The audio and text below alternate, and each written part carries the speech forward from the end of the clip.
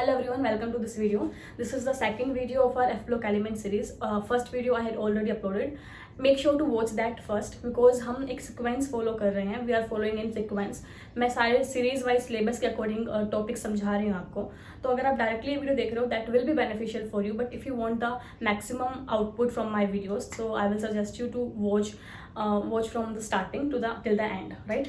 Start करते हैं. जब मैंने first video जो upload किया था कल, उसमें आपको एक क्वेश्चन दिया था जिसमें आपसे मैंने ग्राउंड स्टेट टर्म पूछी थी and I asked you about the magnetic moment. ठीक है, मैग्नेटिक मोमेंट फाइंड आउट करना मैंने आपको बता दिया था कैसे फाइंड आउट करते हैं.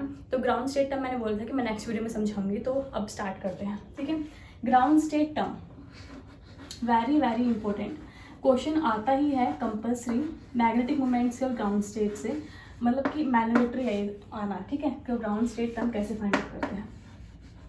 देखो, ग्राउंड स्टेट टर्म का फॉर्मूला होता है 2s+1 L G. ठीक है, ये फॉर्मूला होता है ग्राउंड स्टेट का. यहाँ पे S जो है वो आपकी स्पिन है, L जो है वो एजीमेथल क्वांटम नंबर है एंड J जो है मैंने आपको बताया था कि अगर मोर देन हाफ फील्ड है J तो that will B L+S and if less than half field so that will B L-S. ठीक है, तो EU के केस में हम फाइंड आउट करते हैं ग्राउंड स्टेट टर्म. ओके, बाकी तो स्टार्ट करते हैं. अब EU की इलेक्ट्रॉनिक कॉन्फ़िगरेशन पता होना चाहिए. एग्जाम में आएगा कि EU की ground state term find out कर दो. So if you don't know the electronic configuration of EU then you will not be able to find out the ground state term, right. तो मैंने आपको समझाया था कि हम ऐसे लिखते हैं, सिर पर नदी, पैर में समुंदर, यूरोप. ठीक है, यहाँ तक ही चाहिए, आगे जाते ही नहीं है. तो ये मैंने बताया था 4F2 6S2 F3 F4 F5 F6 F7. तो 4F7 6S2, राइट. EU 3+ है तो यहाँ से 3 इलेक्ट्रॉन्स का लूज कर दो, तो that will be equal to F6. Okay, अब हम फिलिंग करते हैं. 1 2 3 4 5 6 7. ओके, कितने इलेक्ट्रॉन्स हैं? 6. तो 1 2 3 4 5 6 +3 +2 +1 0 -1 -2 -3. ओके, स्पिन देखो कितनी है. इलेक्ट्रॉन की स्पिन कितनी होती है? हाफ. कितने इलेक्ट्रॉन्स हैं? 1 2 3 4 5 6. तो यहाँ पे S आ गया आपका 6 इंटू में हाफ, दैट इज 3. तो 2s+1 कितना होगा? 2s+1 equal to 7. और मैं आपको एक शॉर्ट ट्रिक बताऊँ, मतलब कि instead of finding out spin और फिर उसको आप इस फॉर्मूले में रख के 2s+1 मतलब स्पिन. बट देखो, जो ये टर्म है ना 2s+1, इसमें इस पूरी टर्म को हम स्पिन मल्टीप्लिसिटी बोलते हैं और ओनली इस s को हम स्पिन बोलते हैं. ठीक है, तो आपने देखा कि यहाँ पे 6 इलेक्ट्रॉन्स थे, अनपेयर्ड 6 इलेक्ट्रॉन्स थे, तो उसके आपने स्पिन फाइंड आउट की, that comes out to be 3. और उस स्पिन को आपने इस फॉर्मूले में रखा, सो 2 × 3 6 + 1 7. तो आपकी स्पिन मल्टीप्लिसिटी आई है 7. ठीक है, तो या तो आप ऐसे फॉर्मूले का यूज करके भी आप कर सकते हो, अदरवाइज एक ट्रिक बताती हूँ. वो क्या होती है कि जितने अनपेयर्ड इलेक्ट्रॉन्स है ना उससे एक ज्यादा होती है स्पिन मल्टीप्लिसिटी. कितने अनपेयर्ड इलेक्ट्रॉन्स है? 1 2 3 4 5 6. तो स्पिन मल्टीप्लिसिटी कितनी हो जाएगी? 7. ठीक है, तो इतना हार्ड वैसे फॉर्मूला ये भी नहीं है, आप इजीली ये भी फाइंड आउट कर सकते हो. बट एग्जाम में आपको सिंपली इतना देखना है कि अनपेयर्ड इलेक्ट्रॉन 6 है तो स्पिन मल्टीप्लिसिटी आपकी 7 हो जाएगी, राइट. अब L देखो, L कैसे? -2 से +2 कैंसिल, -1 से +1 कैंसिल और ये हो गया 0. तो कितना बचा? आपके L की वैल्यू आई है 3. L की वैल्यू आई है आपकी 3.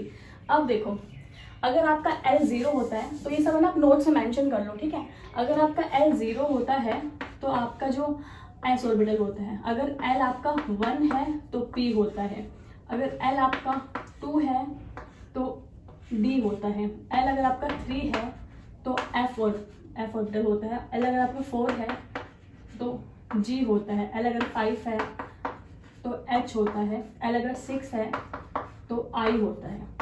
ठीक है, I तक ही आते हैं, I 6 से मैक्सिमम ज़्यादा I नहीं है आज तक, तो आपको सिर्फ इतना ही याद रखना है. ठीक है, मैक्सिमम यहाँ तक ही आ सकता है. ठीक है, अब हमारी L की वैल्यू कितनी आई है इस क्वेश्चन में? 3, राइट. 3 आई है ना, तो 3 के लिए F, तो 7F. ओके, तो 2s+1 स्पिन मल्टीप्लिसिटी 7 है, L F है. J आपको पता है इस केस में 0 आएगा. ठीक है, y 0 क्योंकि J होता है आपका L - S because less than half field है. ठीक है, L कितना है? 3. स्पिन कितनी है 3, तो 0, तो 7f0। तो ग्राउंड स्टेट टर्म क्या आ गई EU3+ के लिए 7f0। राइट, समझ में आया कैसे फाइंड आउट करते हैं? इस तरीके से आपको ground state term find out करनी होती है एफ ब्लॉक एलिमेंट्स की। राइट, आई थिंक इतना आपको समझ में आ गया होगा। तो अब स्टार्ट करते हैं। सबसे पहले आप मेंशन कर लीजिए ग्राउंड स्टेट टर्म, हेडिंग डालिए, उसके बाद L=0 है तो ये वाली चीज़ मेंशन करिए, फिर ये फॉर्मूला मेंशन करिए, and after that mention the example of EU कि हमने ऐसे सोल्व किया है, एंड देन कोई भी क्वेश्चन आएगा ना ग्राउंड स्टेट टर्म से आप इजीली सोल्व कर लेंगे। प्रैक्टिस के लिए क्वेश्चन ना मैं लेक्चर में नहीं कराऊंगी बिकॉज उससे टाइम ज़्यादा वेस्ट होगा आपका। मैं at the end of the video आपसे क्वेश्चंस दूंगी to practice on your own, और उसके आंसर्स मैं कमेंट सेक्शन में डाल दूंगी। So you had to solve the questions firstly by your own and then उसको मैच करना कि आपका आंसर ठीक आया है कि नहीं। एंड आई थिंक एक एग्जाम्पल से आपको समझ में आ गया होगा, ठीक है? तो instead of doing multiple examples I will follow this thing, so that will be more beneficial for you guys, क्योंकि जितना आप खुद से प्रैक्टिस करोगे ना that will be helpful. Okay, so ground state term find out करना आ गया। अब हम बात कर लेते हैं इस चीज़ की। अब देखो, मैंने आपको एक फॉर्मूला बताया था कि आपका जो फॉर्मूला होता है मैग्नेटिक मोमेंट फाइंड आउट करने के लिए वो होता है G√J+1, और जहाँ पे G जो होता है that is equal to 3/2 plus S+1 minus L+1 upon में 2J+1। ये फॉर्मूला मैंने आपको बताया था। तो मैंने आपको बोला था कि आपको EU के लिए मैग्नेटिक मोमेंट मुझे फाइंड आउट करके दिखाना है, ठीक है? तो आपका आंसर 0 आया था फॉर्मूला का यूज करके, लेकिन एक्सपेरिमेंटली ये आंसर आता है। इसका रीजन है spin orbit coupling constant, right? ऐसे अब आपको मैं वर्क दे रही हूँ, वीडियो को पॉज करो और SM के लिए आप फाइंड आउट करो कि क्या आपका आंसर यही आ रहा है, ठीक है? मैच करो कि आपका मैग्नेटिक मोमेंट जब कैलकुलेट करते हो यूजिंग द फॉर्मूला क्या वो यही आ रहा है, ठीक है? तो आप अभी ये वीडियो को पॉज करके वो चीज़ करो पहले तो, राइट? इससे आपकी प्रैक्टिस हो जाएगी कि आप ऐसे फॉर्मूला भी याद हो जाएगा और फॉर्मूले को यूज़ करने का तरीका भी आ जाएगा, ठीक है? अब ऑब्जर्व ये आता है, तो ऐसा क्यों हो रहा है? देखो, जो आपके ट्रांजिशन मेटल एलिमेंट्स होते हैं, डी ब्लॉक एलिमेंट्स होते हैं, उनमें क्या होता है ना, जो ऑर्बिटल मोशन होता है वो क्वेंच होता है, ठीक है? तो जो आपका मैग्नेटिक मोमेंट आता है वो सिर्फ स्पिन की वजह से आता है। आपके जो इलेक्ट्रॉन्स है सिर्फ उनकी स्पिन की वजह से आपका जो मैग्नेटिक मोमेंट है वो आता है। In D block elements, in transition elements the orbital motion is quench, right? तो हम तो इसलिए वहाँ पे जो ये L है, जो L का फैक्टर होता है मैग्नेटिक मोमेंट फाइंड आउट करने के लिए, जो ऑर्बिटल का कंट्रीब्यूशन होता है वो हम इग्नोर कर देते हैं इन डी ब्लॉक एलिमेंट्स। लेकिन एफ ब्लॉक एलिमेंट्स में ऐसा नहीं होता है। एफ ब्लॉक एलिमेंट्स में there is a proper coupling takes place of spin and orbitals, ठीक है? So spin orbital coupling constant उसकी वजह से जनरेट होता है, राइट? तो यहाँ पे देखो, जो आपका लैम्डा की वैल्यू होती है in the case of EU वो लगभग 300 सेंटीमीटर इनवर्स होती है, ठीक है? देखो, जैसे कि हमारी 7f0 और ये है ground state term in the case of EU3+। मैं EU3+ की बात कर रही हूँ। The same thing goes for SM3+ also, right? Okay, so same concept यहाँ पे भी लगेगा। ये इसकी है first excited state 7f1। Okay, ये एनर्जी गैप जो है ना आपका वो है 200 centimetre inverse approximately. This is the energy gap between the ground state and the first excited state of EU3+। ये आपका एनर्जी गैप है, ओके? तो जो मैंने आपको फॉर्मूला बताया है ना, वो वाला फॉर्मूला जो मैंने आपको बताया था मैग्नेटिक मोमेंट को फाइंड आउट करने के लिए, mu effective is equal to G√J+1 Bohr magneton, जो मैंने आपको फॉर्मूला बताया है, ये हम पता है ये हम ग्राउंड स्टेट टर्म पे लगाते हैं।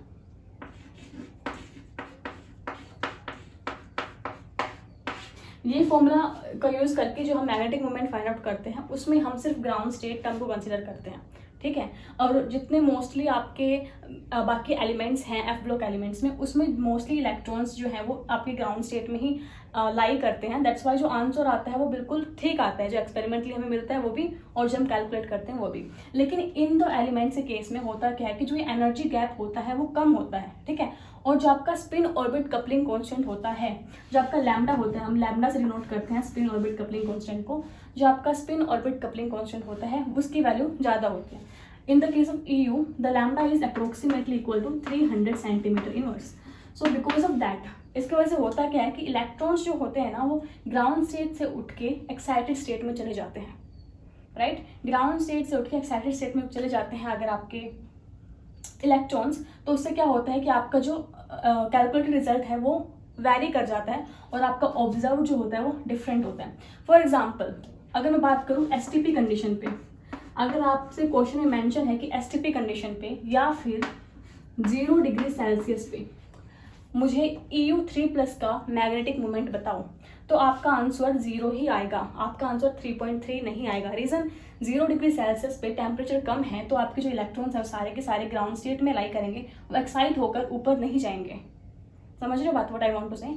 अगर टेम्परेचर कम है, स्टैंडर्ड टेम्परेचर प्रेशर कंडीशन में भी टेम्परेचर 0 डिग्री सेल्सियस होता है, तो अगर मैंने आपसे पूछा कि STP पे या फिर 0 डिग्री सेल्सियस पे मुझे इन दोनों में से किसी का भी मैग्नेटिक मोमेंट में पूछ लेती हूँ, तो वहाँ पे आपको ये स्पिन ऑर्बिट कपलिंग कांस्टेंट वाला कॉन्सेप्ट नहीं लगाना है। वाई? बिकॉज उसमें सारे के सारे इलेक्ट्रॉन्स ग्राउंड स्टेट में ही लाई कर रहे हैं, तो आंसर जो आएगा आपका ग्राउंड स्टेट टर्म के अकॉर्डिंग ही आएगा and that will be equal to 0। ठीक है, लेकिन जैसे ही आपने टेम्परेचर इंक्रीज किया, अगर मैं बात करूँ NTP की, नॉर्मल टेम्परेचर प्रेशर कंडीशन की बात करूँ, जहाँ पे टेम्परेचर 25 डिग्री सेल्सियस होता है, मतलब रूम टेम्परेचर की मैं बात कर रही हूँ, तो रूम टेम्परेचर पे क्या होगा, इलेक्ट्रॉन्स उठ के फर्स्ट एक्साइटेड स्टेट में चल जाएंगे एंड बिकॉज ऑफ दैट जो आपका फॉर्मूले से हम कैलकुलेट करेंगे वो एग्जैक्ट आंसर नहीं आएगा, क्योंकि फॉर्मूले में हम सिर्फ ग्राउंड स्टेट को ही कंसिडर करते हैं। तो आई थिंक अभी आपको समझ में आ गया होगा कि ये डिफरेंस हमको क्यों देखने को मिलता है। और क्वेश्चंस पता है कैसे आते हैं एग्जाम में, क्वेश्चंस आएंगे कि इनमें से आपको बहुत सारे एलिमेंट्स गिवन होंगे, इनमें से किस आयन में आपको एनामोली देखने को मिलेगी इन द मैग्नेटिक मोमेंट, तो आपका आंसर ये दोनों होंगे। ऑप्शन में या तो ये होगा या ये होगा, फिर बोथ, दोनों ऐसे करके ऑप्शन होंगे। या फिर आपसे पूछ सकते हैं कि किस केस में आपको जो ग्राउंड से टर्म से उठ के एक्साइटेड स्टेट में जाते हैं, तो उस तरीके से आपको बताना है। और एक बात और याद रखना, STP 0 degree Celsius NTP condition, मतलब टेम्परेचर का थोड़ा ध्यान रख लेना, ठीक है, क्योंकि STP और 0 डिग्री सेल्सियस पे तो 0 आंसर आएगा, बिकॉज वो एक्साइट होकर फर्स्ट में नहीं जाएंगे, एक्साइटेड स्टेट में नहीं जाएंगे। लेकिन NTP पे आपका आंसर जो आएगा वो ये वाला आएगा। ठीक है, आई थिंक ये वाला टॉपिक भी समझ में आ गया। तो Now tell me the answer of this question, and it can be easily solved by the concept that I teach you right now. So tell me the answer in comment section. Cheese clear हो गई। अब जो next चीज़ हम इस video में पढ़ेंगे, जो topic है वो है प्रॉपर्टीज ऑफ लैंथेनॉइड्स। तो वो मैं यहाँ पे लिखती हूँ एंड नोट्स बनाते चलना एंड समझते चलना, ठीक है। Okay, so now let's start with properties of lanthanoids. Properties of lanthanoids में फर्स्ट प्रॉपर्टी ये है कि लैंथेनॉइड्स जनरली +3 ऑक्सीडेशन स्टेट में लाई करते हैं। अब इस बात से क्वेश्चन पता कैसे आते हैं, क्वेश्चन आएंगे कि आपको बहुत सारे आयन्स दे जाएंगे, जैसे कि मैं पूछ लूँ आपसे कि C4+ दे रखा है मैंने, Ce2+ दे रखा है, Eu2+ दे रखा है, ठीक है। फिर मैं पूछ लूँ कि इनमें से कौन सा एग्जिस्ट कर सकता है, A B C ऐसे करके, तो आपको पता है क्या देखना है, जनरली तो +3 ऑक्सीडेशन स्टेट ही फॉलो करते हैं ये वाले जो आपके आयंस होते हैं, लैंथेनॉइड्स के आयंस। लेकिन अगर आपका आयन किसी इलेक्ट्रॉन के लेने से या फिर रिमूव करने से अगर उसको फुल्ली फिल्ड कॉन्फ़िगरेशन मिल रही है, अगर उसको हाफ फिल्ड कॉन्फ़िगरेशन मिल रही है, so that will undergo that thing, ठीक है, वो चीज़ को फिर करेगा क्योंकि उससे उसको स्टेबिलिटी मिलेगी, राइट। तो Cerium4+ जो होता है ये फुल्ली फिल्ड हो जाता है, अपने चारों इलेक्ट्रॉन्स देने के बाद फुल्ली फिल्ड इलेक्ट्रॉनिक कॉन्फ़िगरेशन मिल जाती है Cerium4+ को। ऐसे ही EU2+ को हाफ फिल्ड कॉन्फ़िगरेशन मिल जाती है, सारे ये 2 इलेक्ट्रॉन्स देने के बाद, ठीक है, एग्जैक्टली हाफ फिल्ड कॉन्फ़िगरेशन मिल जाती है, ठीक है। तो व्हाट आई वांट टू से हियर इज दैट कि जनरली तो स्टेबल कॉन्फ़िगरेशन +3 ही होगी और इनमें से भी स्टेबल +3 ही होगी इनकी, ठीक है। अगर मैं पूछूँ EU2+ और EU3+ में से स्टेबल कौन सा होगा, सो EU3+ will be more stable.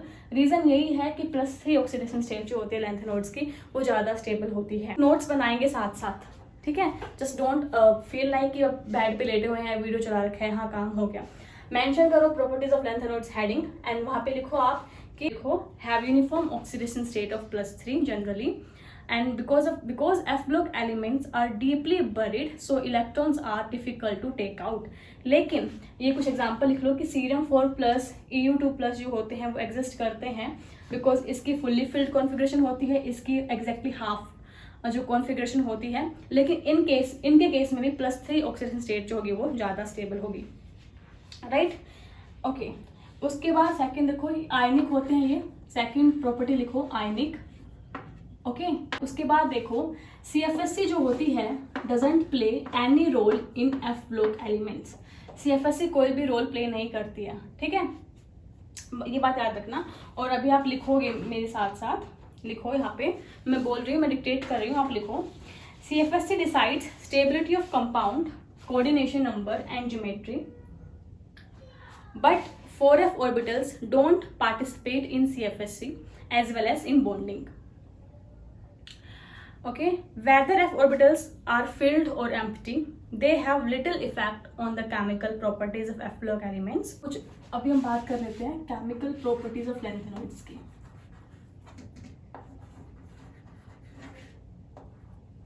ठीक है, देखो लैंथेनोइड्स ऑक्साइड से बनाते हैं, हाइड्राइड से बनाते हैं, हैलाइड्स भी बनाते हैं। तो उनका जो एम्पेरिकल फॉर्मूला होता है, किस स्टेप से बनाते हैं वो देख लेते हैं। देखो लैंथेनोइड्स, यहाँ पे एलन जो है वो सारे लैंथेनोइड्स को डिनोट कर रहा है, चाहे वो EU हो, सीरियम हो, वट एवर इट इज़। ठीक है, तो लैंथेनोइड को जब हम ऑक्सीजन के साथ रिएक्शन कराते हैं तो हमें Ln2O3 टाइप्स जो हैं वो आपको ऑक्साइड्स मिलते हैं। देखो कैसे, Ln एंड ऑक्सीजन, Ln+3 में होता है generally, I told you already this, और ऑक्सीजन -2 में होता है। तो इस टाइप से यहाँ पे आपको Ln2O3 टाइप्स जो है ऑक्साइड्स आपको देखने को मिलेंगे। एग्जाम में क्वेश्चन पता है कैसे आएगा? एग्जाम में क्वेश्चन ऐसे आएगा कि आपको दे दिए जाएंगे, CeO2 दे दिया, CeO4 दे दिया, सपोज करो CeO3 दे दिया, नन दे दिया। आपसे पूछा जाएगा कि which is the stable oxide of lanthanoids, तो आप सोचोगे कि मैम ने तो बताया था कि Ln2O3 वाली फॉर्म में एग्जिस्ट करते हैं, बट यहाँ पे तो ऐसा कोई भी नहीं है, तो आप बिल्कुल टाइम नहीं लगाओगे और नन पे टिक कर दोगे। लेकिन माय डियर स्टूडेंट्स, एक्सेप्शंस भी होती हैं। सीरियम 4+ एग्जिस्ट करता है, आप कहोगे यस मैम करता है, तो सीरियम 4+ अगर एग्जिस्ट करता है तो सीरियम 4+ ये वाला ऑक्साइड भी तो बना सकता है ना, सीरियम +4 में, ऑक्सीजन -2 में, Ce2O4, यहाँ से आप कैंसिल करोगे तो CeO2। So this is also the stable oxide, right. तो generally the general formula for the oxides of lanthanoids is Ln2O3, but cerium के केस में वो 4+ में भी एग्जिस्ट करता है। और ये ना कुछ एक्सेप्शंस है ना, ये आपको याद रखनी पड़ेंगी, इन पे बहुत क्वेश्चंस आएंगे, ट्रस्ट मी। जब आपको असाइनमेंट दूंगी ना, आप कहोगे मैम आपने जो पढ़ाया ना उसके हर एक पॉइंट से क्वेश्चन पिछले साल में पूछे गए हैं, क्योंकि मैंने प्रीवियस ईयर को एनालिसिस करके ही जो भी कंटेंट थ्योरी नोट्स रेडी किए हैं। ठीक है, तो डोंट टेक एनीथिंग लाइटली। सो या this is what I mean. In fact इस पार्ट से भी क्वेश्चन आया हुआ है कि सीरियम 4+ एग्जिस्ट करता है या नहीं करता, क्योंकि जनरली तो ये होता है ना कि लैंथेनोइड्स +3 में ही होते हैं, तो हम इग्नोर कर देते हैं, हम कॉमन चीज़ें पढ़ लेते हैं जो मोस्ट फ्रिक्वेंट हैं। तो लेकिन एक्सेप्शन से क्वेश्चन पूछे जाते हैं एग्जाम्स में, तो हमको एक्सेप्शंस को इग्नोर नहीं करना। And chemistry is all about exceptions. हर दूसरी जगह आपको मिल जाएगा कि अच्छा ये एक्सेप्शन है, तो वो चीज़ें पढ़ती चलनी है। ठीक है, तो ये बात समझ में आ गई? ओके। उसके बाद ये ऑक्साइड्स का इतना ही था। उसके बाद आते हैं हाइड्राइड्स। ओके, उसके बाद आते हैं हाइड्राइड्स, राइट। लैंथेनम हाइड्रोजन के साथ रिएक्ट करके LnH2 टाइप्स जो है कंपाउंड्स बनाता है। लेकिन आप कहोगे मैम लैंथेनम तो +3 में होता है ना, right, then why is meaning LnH2? So इसका रीज़न देखो, Ln+3 में ही है यहाँ पे, और जो ये 2 हाइड्रोजन है यहाँ पे ये 2 हाइड्रोजन हो गए। लेकिन अब आप बोलोगे मैम यहाँ पे चार्ज तो बैलेंस नहीं हुआ, राइट। चार्ज बैलेंस करने के लिए यहाँ पे एक इलेक्ट्रॉन आता है। ओके, अब तो चार्ज बैलेंस हो गया, राइट। अब इस पे सारी कहानी सुनो। यहाँ पे आपका जो लैंथेनम जो हाइड्रोजन के साथ रिएक्ट करता है तो वो LnH2 types of compound form करता है। लेकिन लैंथेनम जनरली +3 ऑक्सीडेशन स्टेट में एग्जिस्ट करते हैं। यहाँ पे भी लैंथेनम +3 में ही एग्जिस्ट करेगा, वो हाइड्रोजन के लिए अपनी इलेक्ट्रॉनिक कॉन्फ़िगरेशन बदलने वाला नहीं है। तो लैंथेनम अगर +3 में है, यहाँ पे 2 हाइड्राइड हैं, तो यहाँ पे चार्ज बैलेंस करने के लिए तो एक इलेक्ट्रॉन को आना ही पड़ेगा, ठीक है। तो यहाँ पे ये इलेक्ट्रॉन आता है, and because of presence of this electron ये LnH2 जो होते हैं, जो हाइड्राइड्स होते हैं लैंथेनोइड्स के, वो इलेक्ट्रिसिटी कंडक्ट करते हैं। सो अगर आपसे कोई पूछे क्या लैंथेनम के हाइड्राइड्स, अगर आपसे पूछूं, मैंने आपको एक दे दिया LnH2 और मैंने एक दे दिया LnH3, मैंने ये पूछ लिया आपसे इनमें से कौन सा कंपाउंड है जो इलेक्ट्रिसिटी कंडक्ट करता है, तो आपका आंसर होगा ये। वाई, क्यों ऐसा? क्योंकि यहाँ पे एक फ्री इलेक्ट्रॉन है and because of that electricity conduct होगी, बट यहाँ पे तो कोई फ्री इलेक्ट्रॉन नहीं, यहाँ पे लैंथेनम +3 में प्रेजेंट है, और यहाँ पे जो हाइड्रोजन है वो यहाँ पे क्या है, 3 हाइड्रोजन यहाँ प्रेजेंट है, तो कोई इलेक्ट्रिसिटी कंडक्ट ही नहीं होगी, राइट। तो इसको जो ये फ्री इलेक्ट्रॉन यहाँ पे है ना, इसको मेटल इलेक्ट्राइड बोलते हैं, ठीक है। तो अब एक लाइन लिखो, मैं एक लाइन बोल रही हूँ, आप लिखो कि if an electron behaves as an anion ठीक है, यहाँ पे जो इलेक्ट्रॉन है वो एक एनायन की तरह बिहेव कर रहा है ना, इस पॉजिटिव चार्ज कैटायन के चार्ज को न्यूट्रलाइज कर रहा है, ठीक है। तो if an free electron behaves as an anion it is known as metal electride. तो यहाँ पे जो है इसको हम क्या बोलेंगे, metal electride, metal electride, okay. And उसके बाद लिखो this free electron is responsible for its electricity conduction, ठीक है। तो यहाँ पे इतनी बात समझ में आ गई, इतना लिखो अपने नोट्स में। उसके बाद लिखो क्या हम LnH2 को कन्वर्ट कर सकते हैं LnH3 में, तो yes we can do this conversion. LnH2 ढंग से लिखती हूँ, LnH2 can be converted into LnH3 but the condition is कि आपको लगाना पड़ेगा बहुत ज़्यादा हाई प्रेशर, ठीक है। तो you need to apply high pressure and उसको हाई प्रेशर पे हीट करना पड़ेगा, तो आपका जो LnH2 है वो कन्वर्ट हो जाएगा LnH3 में, ठीक है। सो ये रिएक्शन अपने नोट्स में मेंशन कर लो।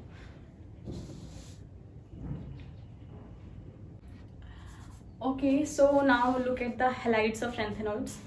लैंथेनॉइड्स के हैलाइड्स भी हाइड्राइड्स की तरह ही LnX3 और LnX2 दोनों ही फॉर्म में एग्जिस्ट कर सकते हैं। जैसे कि उस केस में था कि LnX2 जो था वो इलेक्ट्रिसिटी कंडक्ट कर रहा था because of the presence of metal electride, बिल्कुल सेम वैसा ही यहाँ पे भी होता है। यहाँ पे भी LnX2 जो है वो इलेक्ट्रिसिटी कंडक्ट करता है, LnX3 नहीं करता है, ठीक है। रीजन आपको पता है, यहाँ पे लैंथेनम +3 में है, हैलाइड्स भी -1 में है, तो चार्ज न्यूट्रल हो गया, तो कोई भी फ्री इलेक्ट्रॉन नहीं है, तो LnX3 इलेक्ट्रिसिटी कंडक्ट नहीं करता बट LnX2 करता है। Reason you know very well, okay. अब एक बात सुनो मेरी, जब हम लैंथेनॉइड सीरीज में लेफ्ट टू राइट जाते हैं या फिर हम पीरियड में किसी पीरियड में लेफ्ट टू राइट जाते हैं तो साइज डिक्रीज होता है because effective nuclear charge increase होता है, ठीक है। ऐसा यहाँ पे भी होता है, लैंथेनॉइड्स में भी होता है। तो लेफ्ट टू राइट जब हम जाते हैं इन द लैंथेनॉइड सीरीज तो साइज क्या होता है, डिक्रीज होता है, ठीक है। अब आपको पता है अगर मेरा ये कंपाउंड है, मेरा एक मेटल है, सॉरी मेरा एक एलिमेंट है कोई भी, ठीक है, अगर इसका साइज बड़ा है तो इसका कोऑर्डिनेशन नंबर बहुत ज़्यादा होगा ना, ये इजीली बहुत सारे एलिमेंट्स को अपने साथ लगा लेगा क्योंकि कोई स्टेरिक फैक्टर का केस आएगा ही नहीं, स्टेरिक फैक्टर रोल में ही नहीं आएगा। लेकिन वहीं पे इसका साइज छोटा है तो अगर ज़्यादा लगा लेगा तो वहाँ पे कितना स्टेरिक रिपल्शन हो जाएगा, तो ये चीज़ पॉसिबल नहीं होगी ऐसे ही, ठीक है। तो जो हमारा लैंथेनम है जो सबसे इधर है, बिल्कुल लेफ्ट साइड है, उसका साइज सबसे बड़ा है। अगर उसका साइज सबसे बड़ा है तो बहुत सारे लिगेंड्स को अपने साथ अट्रैक्ट करके इंट्रैक्ट कर लेगा उनके साथ। तो जो सबसे लेफ्ट में है ना उनका कोऑर्डिनेशन नंबर हाई होता है। जैसे जैसे हम राइट साइड जाते हैं कोऑर्डिनेशन नंबर क्या होता है, डिक्रीज होता चला जाता है, ठीक है। तो अगर हमारा लैंथेनम है, फ्लोराइड हमारा लिगेंड है, लिगेंड भी छोटा है, हमारे सेंट्रल एटम का साइज काफ़ी बड़ा है, तो कोऑर्डिनेशन नंबर काफ़ी ज़्यादा होगा, इजीली वो अकोमोडेट कर लेगा सारे लिगेंड्स को। तो LnF3 का जो कोऑर्डिनेशन नंबर होता है वो होता है 11 और उसकी शेप होती है पेंटागोनल पेंटाकैप्ड ट्राइगोनल प्रिज्म, ठीक है, पेंटाकैप्ड ट्राइगोनल प्रिज्म। यहाँ पे लिख लो आप ये चीज़, ठीक है, ये शेप लिख लो बिकॉज क्वेश्चन किसी भी पार्ट से पूछा जा सकता है, तो you will mention this thing, ठीक है। पेंटाकैप्ड क्वेश्चन पता कैसे आएगा नेट एग्जाम में, कि आपको लैंथेनम दे देंगे, ठीक है, यहाँ पे आपको जीडी ओके मेरे को पहले समझा देते हैं फिर बताऊँ क्वेश्चन कैसा आता है, ठीक है। तो pentacapped trigonal prism, pentagonal trigonal prism. उसके बाद देखो, उसके बाद अगर लैंथेनम से जीडी तक आपका कोई भी लैंथेनोइड है तो उसका कोऑर्डिनेशन नंबर होगा 9 और अगर जीडी से LU तक हम जा रहे हैं तो कोऑर्डिनेशन नंबर होगा 6। जैसे हम लिख लेते हैं यहाँ पे, सिर पर नदी, पैर में समुंदर, यूरोप को गांधी जी तबला दिए हो, इस तरीके से आप नीचे तक लिख लेंगे। तो ठीक है, यहाँ पे कोई लैंथेनम है तो अगर आपको यहाँ से यहाँ तक है, ठीक है, Cl3 है तो कोऑर्डिनेशन नंबर होगा 9, इसके नीचे तक है LU तक तो कोऑर्डिनेशन नंबर होगा 6। कोऑर्डिनेशन नंबर 9 है तो उसकी शेप होगी ट्राइगोनल ट्राइकैप्ड ट्राइगोनल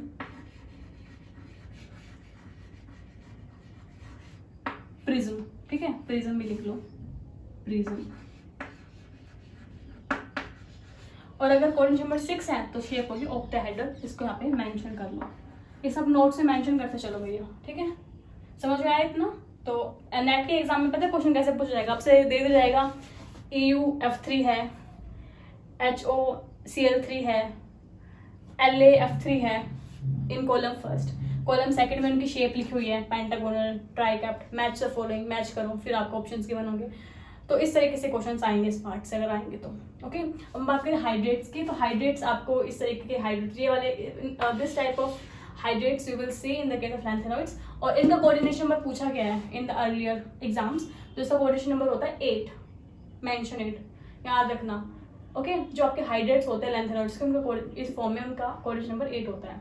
उसके अलावा आपने कोऑर्डिनेशन कंपाउंड में पढ़ा होगा कि जो यहाँ पे कार्बोनेट होते हैं, सल्फेट होते हैं, नाइट्रेट होते हैं, ये इनके पास 2 डोनर एटम्स होते हैं, ठीक है, ओके, बट ये बिहेव करते हैं एज अ मोनोडेंटेट। रीजन, क्योंकि जो ट्रांजिशन एलिमेंट्स होते हैं उनका साइज छोटा होता है, ठीक है, तो अगर ये बाइडेंटेट लिगेंड की तरह पे बिहेव करेंगे तो बहुत स्ट्रेन होता है, ठीक है, सो वहाँ पे वो चीज़ नहीं होती, तो वहाँ पे ये एज अ मोनोडेंटेट लिगेंड क्या करते हैं, एग्जिस्ट करते हैं, एज अ मोनोडेंटेट वहाँ पे बिहेव करते हैं। But in the case of f block elements, in the case of lanthanides, okay, यहाँ पे क्या होता है, क्योंकि आपका सेंट्रल एटम का साइज बड़ा है कंपेरेटिवली, तो यहाँ पे as a bidentate ligand act करते हैं, ठीक है। तो इस पार्ट पे गलती होने के चांसेस हैं, बिकॉज यहाँ कोऑर्डिनेशन में आप इनको जो ट्रांजिशन एलिमेंट्स होते हैं उनके साथ आप इनको एज अ मोनोडेंटेट ट्रीट करते हैं, but here you have to remember the fact that यहाँ पे ये as a bidentate ligand exist करते हैं। तो मैं भी एग्जाम्पल दिखाती हूँ, उससे चीज़ें और क्लियर होंगी, right. Okay, so tell me the coordination number of this complex. तो अगर आप होते अभी, अगर यहाँ पे इंस्टेड ऑफ लैंथेनम कुछ फेरस मेंशन होता, आयरन मेंशन होता, निकल मेंशन होता, तो आप इसको ट्रीट करते थे मोनोडेंटेट, ठीक है, बट यहाँ पे क्या है, ये एक लैंथेनॉइड है and here it is acting as an bidentate. तो यहाँ पे 3 लिगेंड्स अटैच है, तो and behaving as a bidentate, तो 3 × 2 6 एंड 5 ये है, तो यहाँ पे कोऑर्डिनेशन नंबर हो गया 11। इन द सेम वे यहाँ पे EDTA क्या, EDTA हेक्साडेंटेट होता है, if you don't no, and water is monodentate, तो यहाँ पे 6 and 3 9, तो यहाँ पे कोऑर्डिनेशन नंबर हो गया 9, राइट। सो यही था आज की वीडियो में जो मुझे आपको डिस्कस करना था। कल जो वीडियो आएगा एफ्लोक एलिमेंट में, उसमें हम colour and spectra of lanthanoids discuss करेंगे, उस पर क्वेश्चन आते हैं बहुत सारे, मतलब 2-3 तो आए हैं ऑलरेडी, ठीक है। उसके बाद हम सेपरेशन ऑफ लैंथेनॉइड्स करेंगे, लैंथेनॉइड कॉन्ट्रैक्शन के बारे में देखेंगे, तो वो हम 3rd वीडियो में देखेंगे, एंड 4th वीडियो में हम एक्टिनॉइड्स के बारे में पढ़ेंगे, एंड आफ्टर दैट आपका एफ्लोक एलिमेंट कंप्लीट हो जाएगा।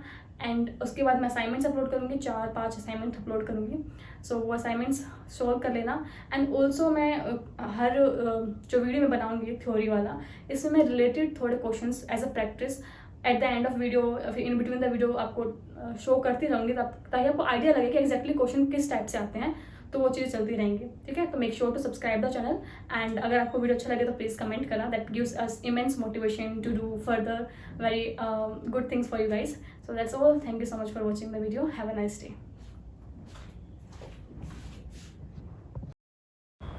Now tell me the answer of these questions in comment section.